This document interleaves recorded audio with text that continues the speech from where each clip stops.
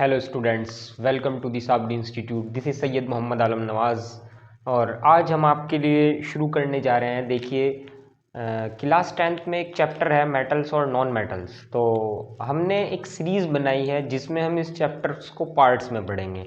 इस तरह से कि पहले इस चैप्टर का इंट्रोडक्शन और सेकंड पार्ट में मेटल्स की जो फिजिकल प्रॉपर्टीज़ होती हैं वो एंड सो ऑन, और इस तरह से छोटे छोटे पार्ट्स में हम इस चैप्टर को कंप्लीट करने जा रहे हैं। तो स्टूडेंट्स, जैसे कि चैप्टर का नाम है हमारा मेटल्स एंड नॉन मेटल्स, तो सबसे पहले हम ये जानते हैं कि मेटल्स होती क्या हैं।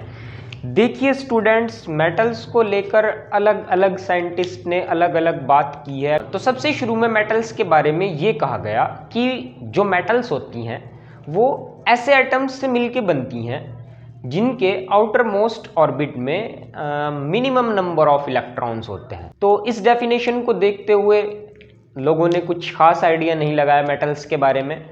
दूसरे कुछ साइंटिस्ट आए, उन्होंने मेटल्स के बारे में ये कहा कि चलिए, आपने ये बात की थी कि मेटल्स वो होती हैं जिनके आउटर मोस्ट ऑर्बिट में मिनिमम नंबर ऑफ इलेक्ट्रॉन्स होते हैं। तो उन मिनिमम नंबर ऑफ इलेक्ट्रॉन्स को मैं डिफाइन कर देता हूँ। कितने? कि मेटल्स वो एलिमेंट होंगी जिनके आउटर मोस्ट ऑर्बिट में 1, 2 या हद से हद 3 इलेक्ट्रॉन्स होंगे। यानी उन एटम्स की वैलेंसी या तो 1 होगी या 2 होगी या हद से हद 3 होगी, तो मेटल्स कहलाएंगी। तो स्टूडेंट्स, ये भी ऐसी कोई खास डेफिनेशन नहीं थी। अब हम आपको उस डेफिनेशन की ओर लेकर चलते हैं जो डेफिनेशन मैं खुद अपने बोर्ड्स के स्टूडेंट्स को लिखवाता हूँ। बहुत आसान सी डेफिनेशन है, आपकी याद करने में भी आसानी रहेगी। तो सबसे पहले डेफिनेशन सुनते हैं क्या होती है। Such elements which forms positive ions by losing their electrons are called metals. याद कीजिए, क्लास 9th में आप एक पार्टिकल के बारे में पढ़ा करते थे, इलेक्ट्रॉन्स के बारे में। तो इलेक्ट्रॉन क्या होता है? Electron is a negative charge particle. तो ये प्रॉपर्टी हुआ करती थी इलेक्ट्रॉन की कि इलेक्ट्रॉन्स जिस एटम्स के पास से निकल जाता था वो पॉजिटिव हो जाता था, और जो इसको एक्सेप्ट किया करता था वो नेचर में कैसा हो जाता था? नेगेटिव आयंस हो जाता था।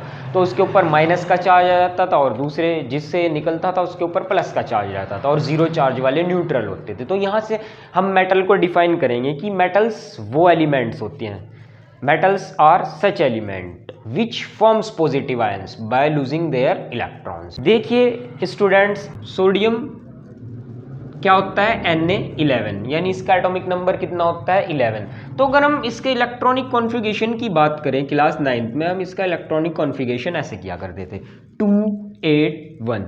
तो इसकी आउटर मोस्ट ऑर्बिट में कितने इलेक्ट्रॉन है? 1। सेटिस्फाइड हो रही है हमारी बात? तो अब जो डेफिनेशन मैं आपको याद कराना चाह रहा हूँ, अगर हम इस आउटर मोस्ट ऑर्बिट के इलेक्ट्रॉन को निकाल दें, -1 इलेक्ट्रॉन, तो ये जो सोडियम एटम था अब ये क्या बन जाएगा? This is become Na+ ions and the electronic configuration of this is 2 and 8। So relate कीजिए आप डेफिनेशन को, मैं लिखवा दूंगा डेफिनेशन नोट्स में आपको। Such elements which forms positive ions by losing their electrons are called metals. तो ऐसे एलिमेंट जो पॉजिटिव आयंस बनाते हो, किस तरह से? अपनी इलेक्ट्रॉन्स को खो देने के बाद क्या कहलाएंगी? मेटल्स कहलाएंगी। तो ये मेटल होती है। इसके बाद एक डेफिनेशन क्लास 8th में हम और 7th स्टैंडर्ड में मेटल्स के बारे में पढ़ा करते थे। तो बाय चांस आपके अगर कुछ भी याद ना रहे बोर्ड का पेपर करते हुए, आप इतनी बात भी अगर लिख देंगे मेटल्स के बारे में, तो भी आपको फुल ऑफ मार्क्स मिल जाएंगे कि metals are those element which conduct heat and electricity. बहुत इजी सी बात है स्टूडेंट्स कि मेटल्स ऐसे एलिमेंट होते हैं जो हीट और इलेक्ट्रिसिटी को कंडक्ट कर सकें। क्या कहलाएंगे? मेटल्स कहलाएंगे। For example iron, aluminium, copper, silver, gold etcetera, ये सब क्या होती हैं स्टूडेंट्स? मेटल्स होती हैं। तो चलिए स्टूडेंट्स, मेटल की डेफिनेशन मैं आपको लिखवा देता हूँ। दोनों डेफिनेशन आप नोट करके लिखिएगा।